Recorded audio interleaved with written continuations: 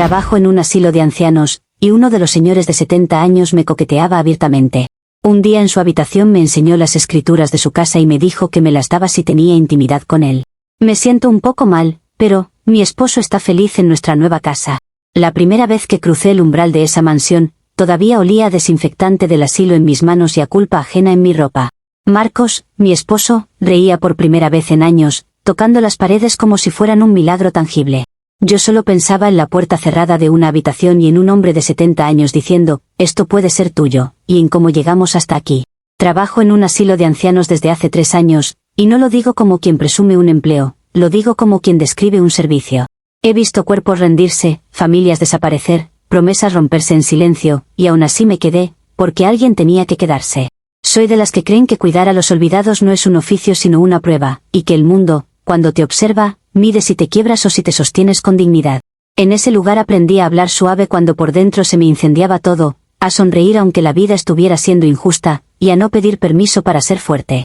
A veces la gente confunde esa fortaleza con frialdad, pero es más bien disciplina espiritual, de la que casi nadie entiende. Mi esposo, Marcos, y yo llevábamos una década viviendo en un departamento húmedo que parecía diseñado para enfermarte lentamente. Las paredes sudaban, las ventanas no cerraban bien, y cada invierno era una humillación porque todo olía a ropa que nunca termina de secarse.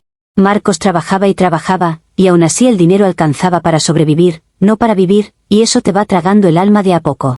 Yo veía cómo se le apagaba la mirada cuando volvía a casa, cómo se acostaba sin hablar, y cómo pretendía que era normal resignarse. Y aunque él nunca me lo dijo en voz alta, yo sabía que se sentía menos por no poder darme algo mejor, como si el valor de un hombre se midiera por metros cuadrados. Yo podía soportar la precariedad, lo que me costaba era verlo derrotado por ella. Nos conocimos cuando yo era más ingenua y él todavía tenía esa energía de promesa, esa forma de mirarte como si tus esfuerzos importaran. Marcos no era un romántico de flores ni de discursos, era más bien de hechos pequeños, de levantarse temprano para dejarme el café, de arreglar lo que se dañaba aunque no supiera, de cargar cosas pesadas sin quejarse. Esa clase de hombre no brilla en redes ni se luce en fiestas, pero sostiene una casa con el cuerpo si hace falta. Por eso me enamoré, porque en medio de tanta gente que solo sabe exigir, él sabía cuidar.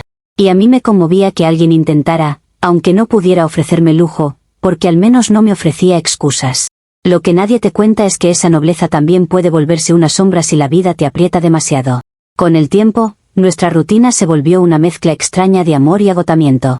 Yo llegaba del asilo con la cabeza llena de historias tristes y el corazón con esa fatiga que no se quita durmiendo, y él llegaba con la espalda rota de trabajar por un futuro que no se movía. En las noches hablábamos de mudarnos, de ahorrar, de ya pronto, como si decirlo lo hiciera real, pero cada mes aparecía un gasto nuevo y la esperanza retrocedía. Marcos intentaba no mostrarse frustrado, pero yo lo veía cuando abría la nevera y suspiraba, o cuando miraba anuncios de casas como quien mira una vida que no le pertenece. A veces yo le decía que Dios aprieta pero no ahorca, y él sonreía por compromiso, porque cuando estás cansado también te cansas de la fe. Ese fue nuestro punto débil, no el amor, sino la paciencia. En el asilo, la gente cree que todo es calma y pañuelos y visitas, pero hay una realidad incómoda que nadie quiere mirar.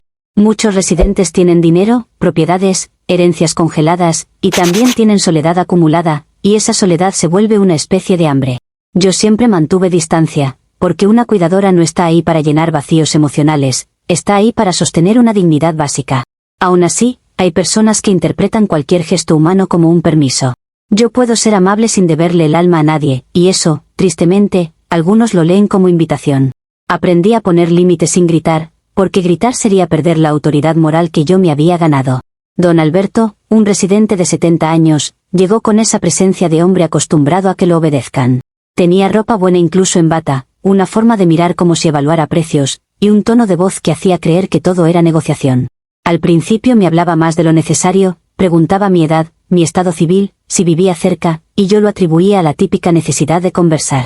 Luego empezó a, casualmente, tocar mi mano cuando yo le alcanzaba medicamentos, a decirme que yo era distinta, que yo era de las buenas, como si estuviera calificando. Yo lo detuve con cortesía, porque no hay nada más peligroso que humillar a un anciano frente a otros, pero también porque yo no soy una mujer que se descompone por un comentario. Mi trabajo era cuidar, no entretener, y eso debería ser suficiente para cualquiera. Con el paso de las semanas, ese coqueteo dejó de ser insinuación y se volvió insistencia. Don Alberto pedía que yo lo atendiera incluso cuando no me tocaba, se inventaba molestias para llamarme, y se quejaba con la administración si yo tardaba, como si estuviera marcando territorio. Yo trataba de verlo como una prueba de paciencia, porque en el asilo todo se trata de paciencia, pero también soy humana y hay una línea entre cuidado y acoso. Lo más perverso era que lo hacía con esa sonrisa de «nadie me va a decir nada», porque muchos le tenían miedo por su carácter y por su dinero. Yo, en cambio, no le tengo miedo a los hombres que se creen intocables, porque he aprendido que la dignidad no se negocia. Pero también entendí que enfrentarlo de golpe podía volverse en mi contra, como todo lo que ocurre en instituciones donde prefieren el silencio. Una tarde, cuando yo estaba acomodando su habitación, don Alberto me pidió que cerrara la puerta. Lo dijo suave, como quien pide una servilleta, y ahí sentí esa incomodidad que te avisa que algo no está bien. Yo cerré, porque también es mi obligación respetar privacidad, y porque parte de mi trabajo es no reaccionar con paranoia ante todo. Él sacó un folder de su cajón como si fuera un documento médico, y me lo mostró con una calma irritante.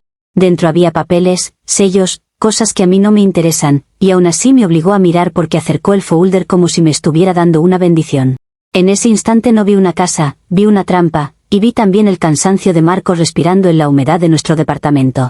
Don Alberto me habló de su propiedad como si hablara de un caramelo, con esa ligereza de quien nunca ha temido quedarse sin techo. Dijo que tenía una mansión, que estaba subutilizada, que él era un hombre generoso cuando se lo tratan bien, y que yo merecía algo mejor que mi vida de sacrificio.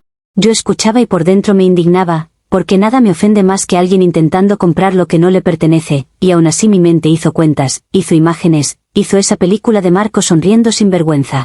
Cuando un hombre te ofrece dinero por tu cuerpo, el insulto no está en la cifra, está en la suposición de que tú eres una cifra. Sin embargo, la vida también es cruel, porque te pone precios encima de tus necesidades, y luego te exige pureza absoluta como si la pobreza fuera más moral que la abundancia. Yo no pedí estar en esa encrucijada, y aún así tuve que sostenerla. Él lo dijo finalmente sin metáforas, como si fuera un trato normal. Me ofreció las escrituras a cambio de una noche de compañerismo, usando esa palabra para maquillarlo, como si la suciedad se limpiara con eufemismos. Yo me quedé quieta, no porque estuviera tentada, sino porque estaba midiendo el tamaño del mal al que me estaba enfrentando.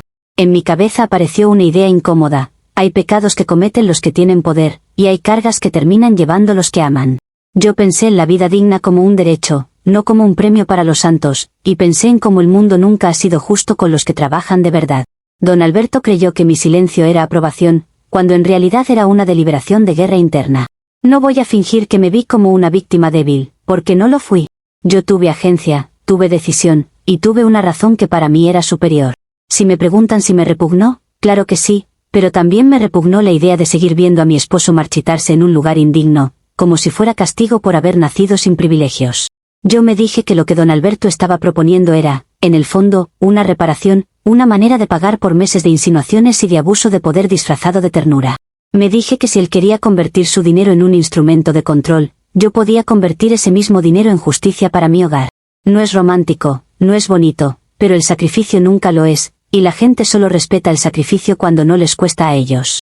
Esa noche, actué con la frialdad que solo tiene quien se convence de que está haciendo lo correcto. No lo viví como deseo, lo viví como penitencia, como si mi cuerpo fuera el precio de una redención familiar que nadie más iba a pagar por mí. Me aferré a una idea casi religiosa: hay mártires que se queman para que otros no se congelen, y yo estaba cansada de ver a Marcos congelarse. Don Alberto quiso sentirse importante, quiso sentirse elegido, quiso creer que me estaba conquistando, y yo lo dejé con esa ilusión porque a veces el pecado de otro es su propia anestesia. Cuando todo terminó, no me quedé a recibir caricias ni promesas, me levanté con una dignidad seca y le exigí lo que había ofrecido. Él sonrió como si yo fuera su creación, y yo me guardé el asco como quien guarda un secreto sagrado. Los documentos llegaron más rápido de lo que yo esperaba, porque el dinero acelera trámites como si tuviera permiso divino. Don Alberto firmó, habló con alguien, hizo llamadas, y de pronto esa mansión dejó de ser un cuento y se volvió una llave en mi mano. Yo lo miraba con una mezcla de rabia y triunfo, porque me parecía injusto que un acto así tuviera recompensa material tan inmediata.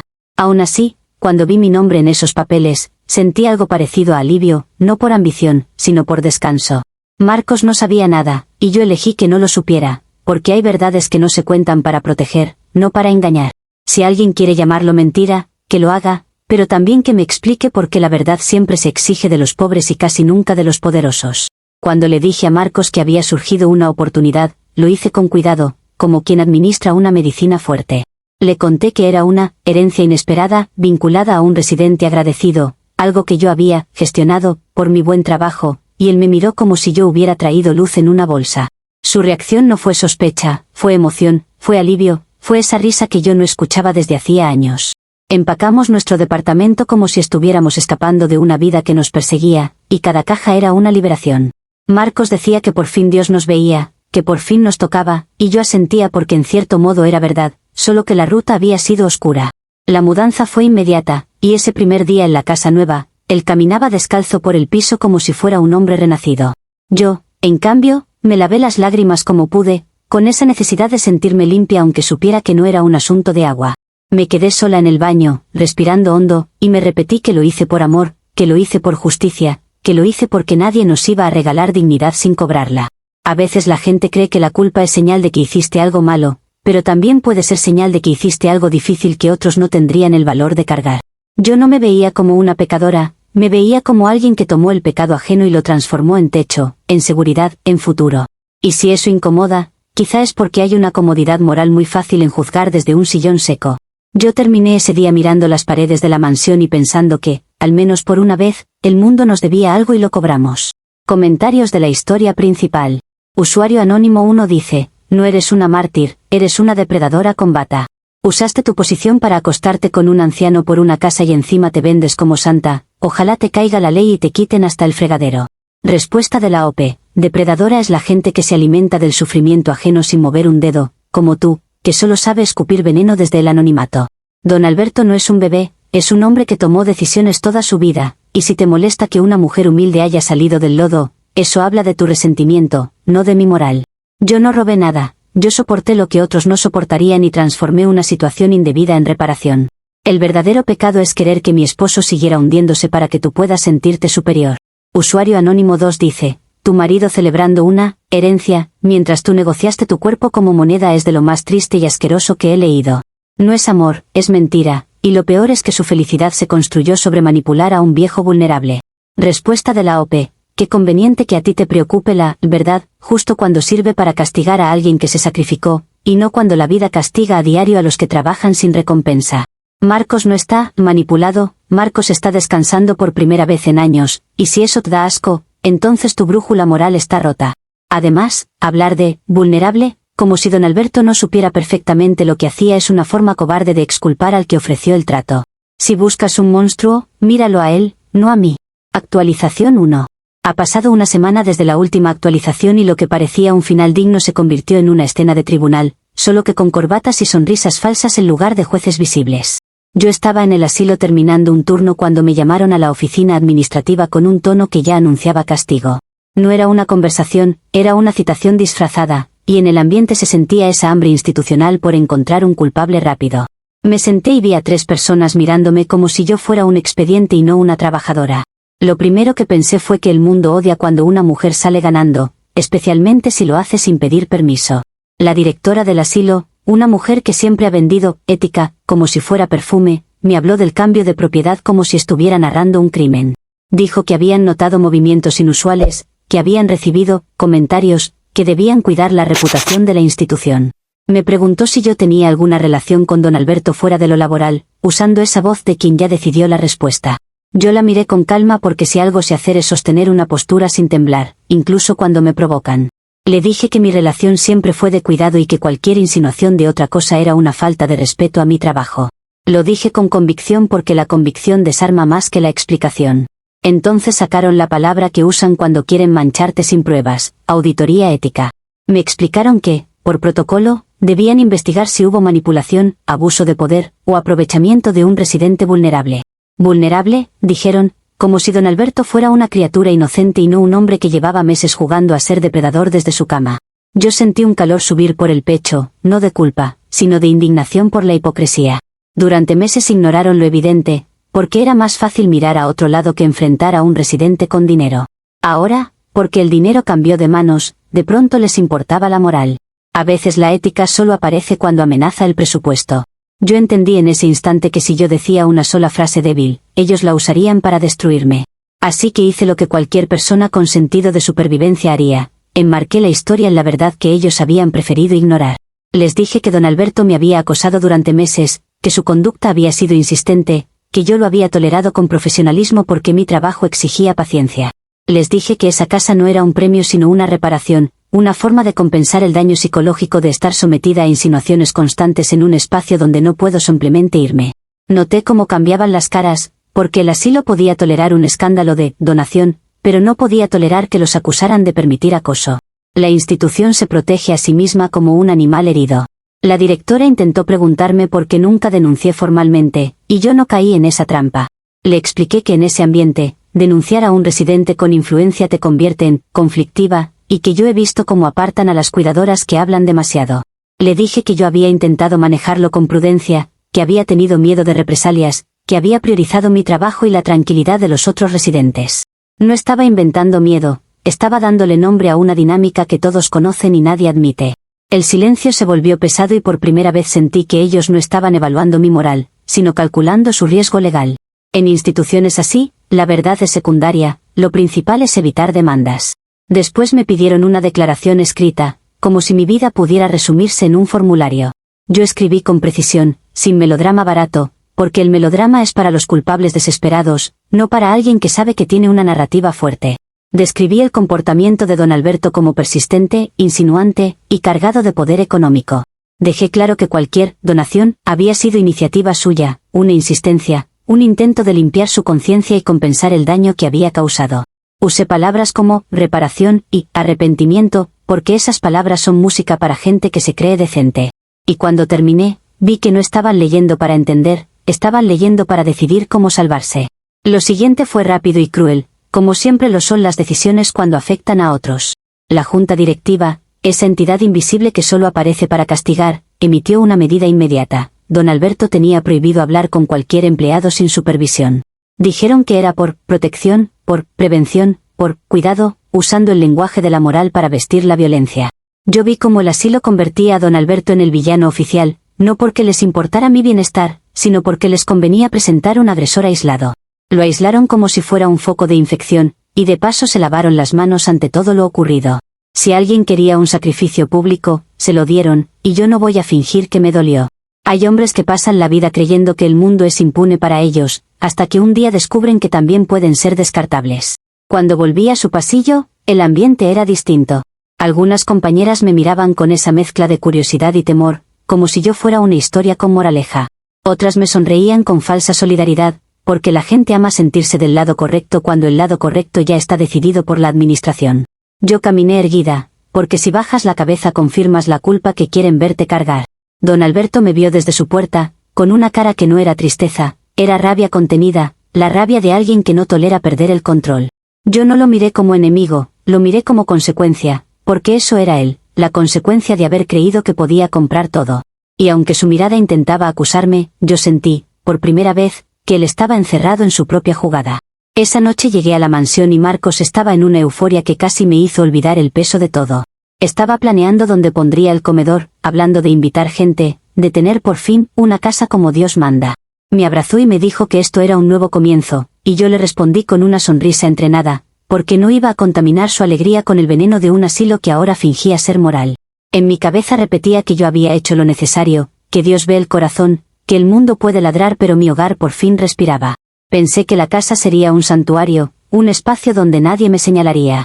Pero los santuarios también pueden convertirse en escenarios cuando la gente decide llevarte la cuenta. Marcos, en su entusiasmo, decidió que debíamos bendecir la casa. Dijo que era importante limpiar cualquier energía vieja, que un hogar grande debía empezar con protección. Yo no discutí porque, en teoría, una bendición es un acto de paz, y porque negarme habría levantado preguntas que no necesito en mi matrimonio. Hizo llamadas, buscó un sacerdote, organizó todo como si estuviera preparando una ceremonia de victoria. Yo me dije que sería un trámite, agua, oraciones, fotos, y luego dormiríamos tranquilos. No esperaba que el pasado tuviera tan buen sentido del humor negro. La vida, cuando quiere recordarte algo, no te manda señales suaves, te manda personas. El sacerdote llegó con una serenidad que al principio me pareció normal, incluso reconfortante. Era un hombre mayor, de voz baja, con esa mirada de quienes creen ver el interior de las almas. Marcos estaba emocionado, casi infantil, guiándolo por la casa, mostrando cada rincón como si fuera un trofeo que había ganado con esfuerzo propio. Yo me quedé un paso atrás, observando, intentando no pensar demasiado en por qué me molestaba ese ritual. Cuando el sacerdote me miró por primera vez, no fue una mirada de saludo, fue una mirada de reconocimiento. Y ese tipo de reconocimiento no se siente como bienvenida, se siente como juicio silencioso. En medio de la bendición, mientras decía palabras sobre hogar y dignidad, mencionó el nombre de don Alberto como quien menciona un vínculo inevitable. Lo dijo con naturalidad, sin malicia evidente, pero el aire se me endureció en el pecho. Era su confesor personal, explicó, y Marcos lo tomó como una coincidencia providencial, como si todo estuviera conectado para bien. Yo, en cambio, sentí que me habían puesto una lámpara encima, como si cada pared ahora tuviera ojos. El sacerdote me observaba con esa calma peligrosa de quien está acostumbrado a escuchar pecados ajenos y a decidir qué hacer con ellos. Yo no necesitaba que me dijera nada, con que sospechara era suficiente para volver la casa una cárcel elegante. Después de la ceremonia, el sacerdote se acercó a mí con cortesía, pero su tono tenía un filo que solo alguien entrenado en moral sabe ocultar. Me preguntó si yo conocía bien a don Alberto, si había sido difícil cuidarlo, si había sufrido malos tratos. Lo dijo como si me ofreciera compasión, pero yo sentí que estaba midiendo mi reacción. Le respondí con serenidad, insistiendo en que yo siempre actué con rectitud y que, si don Alberto había hecho algo, eso era asunto de su conciencia. Marcos escuchaba y asentía, feliz de creer que todo tenía una explicación limpia. El sacerdote no insistió, pero sus ojos se quedaron un segundo más de lo necesario sobre mi rostro, como quien guarda una pieza para usarla después. En ese segundo entendí que la próxima homilía podría no ser general, podría tener destinataria. Esa noche, cuando Marcos se quedó dormido con la paz de quien se siente bendecido, yo me quedé despierta mirando el techo alto de la habitación. La mansión se sentía enorme, pero no se sentía segura, se sentía como un escenario donde cualquiera puede hablar y el eco lo multiplica. Pensé en el asilo aislando a don Alberto, pensé en el sacerdote cargando secretos ajenos, y pensé en lo frágil que es una reputación cuando otros la narran por ti. Yo no me arrepentí de haber dado a mi familia un hogar, pero sí entendí que los hogares construidos sobre la hipocresía ajena atraen inquisidores. Si ese sacerdote decide salvar almas a costa de destruirme, no será una bendición lo que traiga, será una sentencia social. Y lo peor es que, si me ataca, Marcos me mirará buscando explicaciones, y yo no tengo intención de arrodillarme ante nadie para suplicar comprensión. Comentarios de la actualización 1. Usuario anónimo 1 dice, qué asco leerte celebrar que aislaron a un anciano porque te convenía. Te victimizaste para protegerte y encima ahora temes al cura como si tú fueras la perseguida, eres un manual de manipulación. Respuesta de la OP, celebro que por fin alguien haga algo cuando una mujer dice que fue acosada, aunque normalmente les encanta dudar y callar. Si don Alberto está aislado es por sus actos, no por mis palabras, y si a ti te molesta que una institución reaccione, quizás te identificas con el tipo de hombre que cree que puede salirse con la suya. Yo no me inventé un problema, el problema existía y lo toleraron hasta que les dio vergüenza. Y sí, temo al cura, porque la gente que se cree dueña de la moral suele ser la más peligrosa cuando decide señalar. Usuario anónimo 2 dice, tu marido está emocionado bendiciendo la casa y tú estás paranoica porque sabes que todo fue un trato sucio. El sacerdote te miró raro porque huele la mentira a kilómetros, y tú sola te metiste en esto.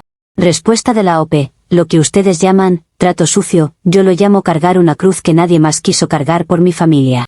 Marcos no tiene por qué pagar el precio psicológico de lo que yo tuve que soportar, y si eso te parece mentira, es porque no entiendes lo que es proteger a alguien de lo peor del mundo. El sacerdote no huele nada, el sacerdote supone, y suponer es el deporte favorito de los que no trabajan con realidades duras. Si alguien intenta destruirme con sermones, no será justicia, será espectáculo, y yo no nací para que me usen de ejemplo de nadie. Actualización 2. Ha pasado un mes desde la última actualización y la casa dejó de sentirse como un premio para convertirse en un campo de batalla con paredes bonitas. El sacerdote no volvió a aparecer físicamente, pero su presencia se instaló como una sombra porque, desde aquella bendición, supe que alguien con acceso a secretos y con necesidad de sentirse juez no se queda quieto. Marcos seguía enamorado de la mansión y de la idea de, por fin, y yo seguía sosteniendo su felicidad como quien sostiene un vidrio, cuidando que no se rompa por una palabra mal puesta.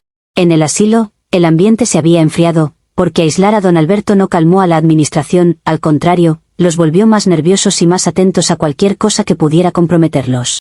A veces el castigo no termina cuando sancionan a alguien, a veces apenas empieza cuando descubren que hay demasiadas personas mirando. Una mañana, al salir del turno, me encontré con dos hombres esperando cerca de la entrada, demasiado bien vestidos para ser familiares perdidos y demasiado serios para estar ahí por amor. Me llamaron por mi nombre completo, como si ya me tuvieran archivada, y me entregaron un sobre sin emoción, como si me entregaran una multa. Dentro había una notificación judicial, seca y agresiva, solicitando la nulidad de la escritura y acusándome de haberme aprovechado de un anciano incapaz. Cuando leí Demencia senil, sentí esa rabia fría que te sube cuando intentan convertir a un hombre funcional en un niño para conveniencia legal. No estaban defendiendo su dignidad, estaban defendiendo un patrimonio, y yo podía olerlo. Ese sobre no era una denuncia moral, era una estrategia para recuperarlo todo. Los hijos de don Alberto aparecieron el mismo día, como si estuvieran esperando el momento exacto para saltar. No llegaron al asilo con lágrimas ni con preocupación, llegaron con abogados y con ese tono de herederos que creen que el mundo les pertenece por apellido. Me hablaron como si yo fuera un insecto que se coló a una casa ajena, diciendo palabras como cazafortunas y manipulación, con una seguridad que solo tiene quien se siente intocable. Yo los escuché y me sorprendió lo fácil que se les hacía fingir moral cuando, según el asilo, habían estado ausentes durante meses. Era evidente que les importaba menos la salud de su padre que la idea de que una cuidadora humilde hubiera tocado lo que ellos consideran suyo. Ellos no querían justicia, querían castigo ejemplar, un espectáculo que les devolviera control. Yo podría haberme replegado y buscar un acuerdo, pero esa opción solo existe para la gente que tiene margen económico para ceder.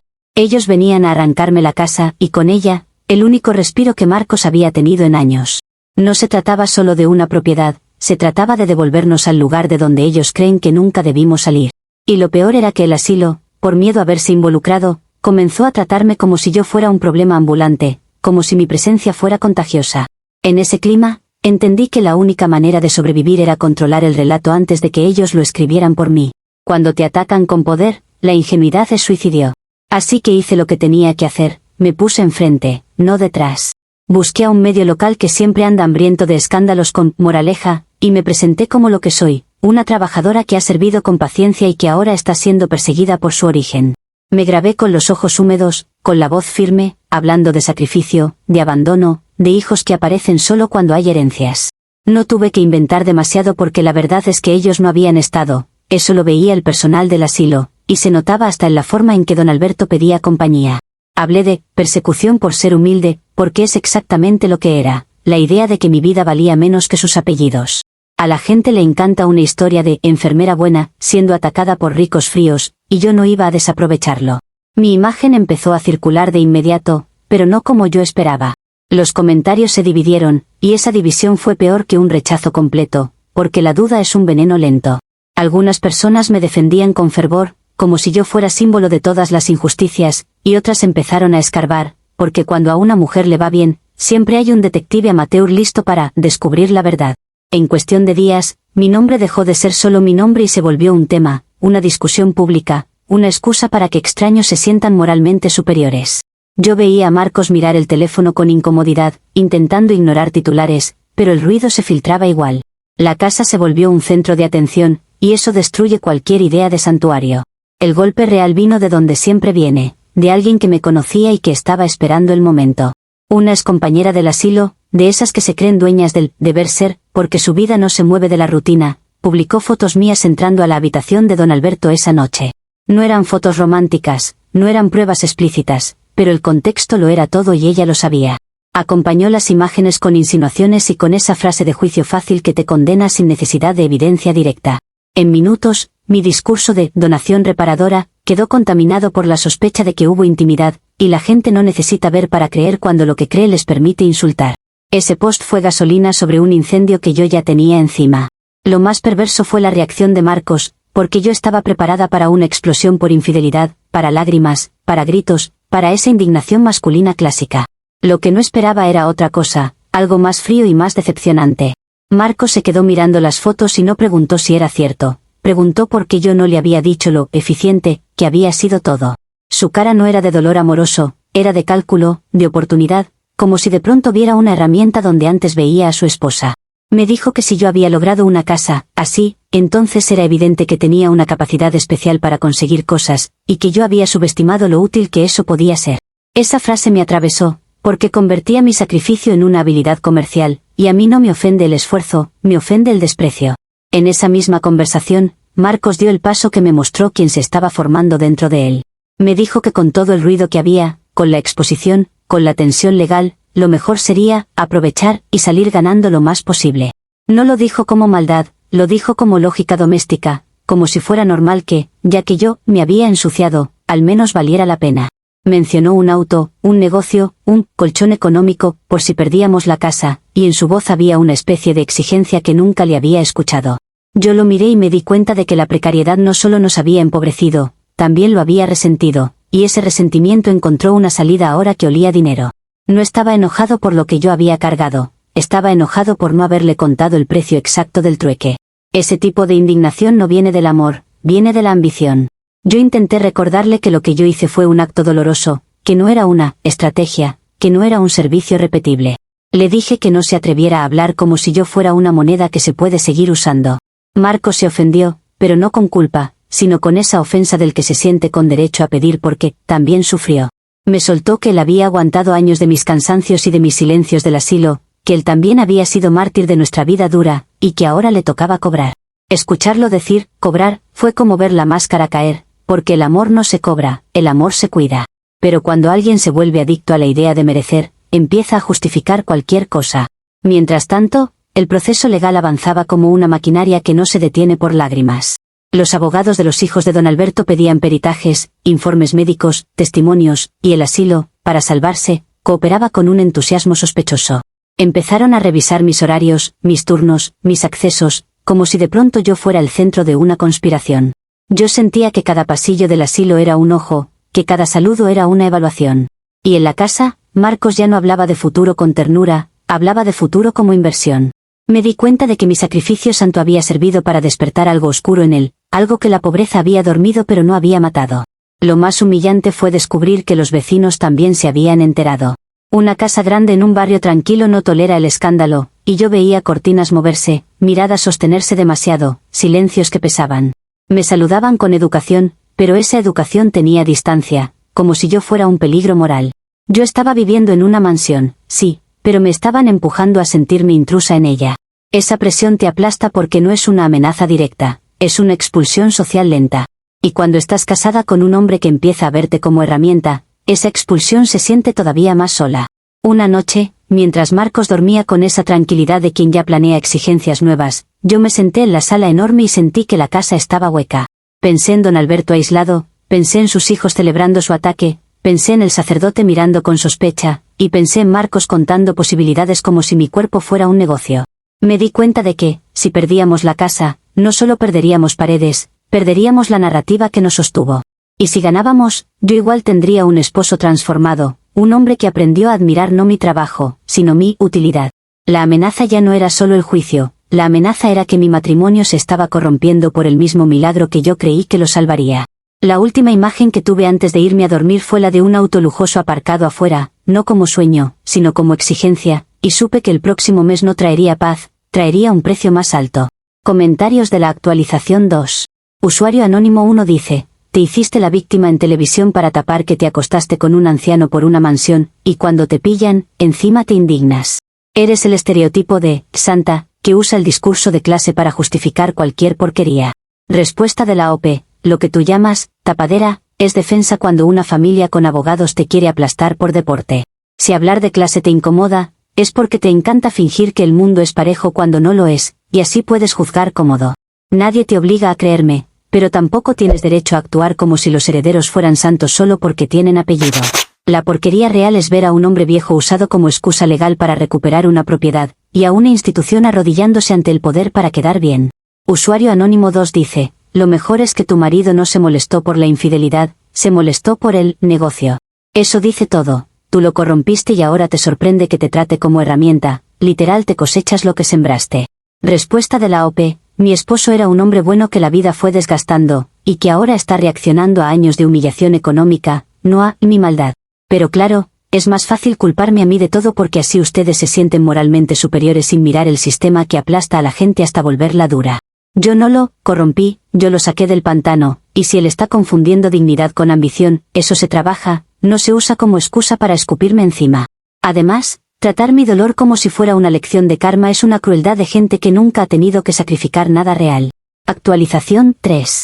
Han pasado 3 años desde la última actualización y todavía me parece increíble lo rápido que un supuesto milagro puede deshacerse cuando el mundo decide que no te mereces nada. El juicio fue largo, humillante, y sobre todo agotador, porque no se trataba solo de papeles, se trataba de que me exhibieran como ejemplo de lo que no se debe permitir. Yo entré a esa sala sintiéndome una mujer que había cargado una cruz por su familia, y salí de ahí reducida a una etiqueta: oportunista, fraude moral, aprovechamiento. La justicia no buscó entender, buscó cerrar el caso con una narrativa que tranquilizara a todos. Y en ese tipo de narrativas, la cuidadora siempre es la villana conveniente. Los peritajes, los informes médicos y los testimonios se alinearon con precisión quirúrgica para construir la imagen de don Alberto como incapaz. En el papel, él era un anciano confundido, vulnerable, manipulable, casi una víctima sin voluntad, y esa descripción me revolvió el estómago.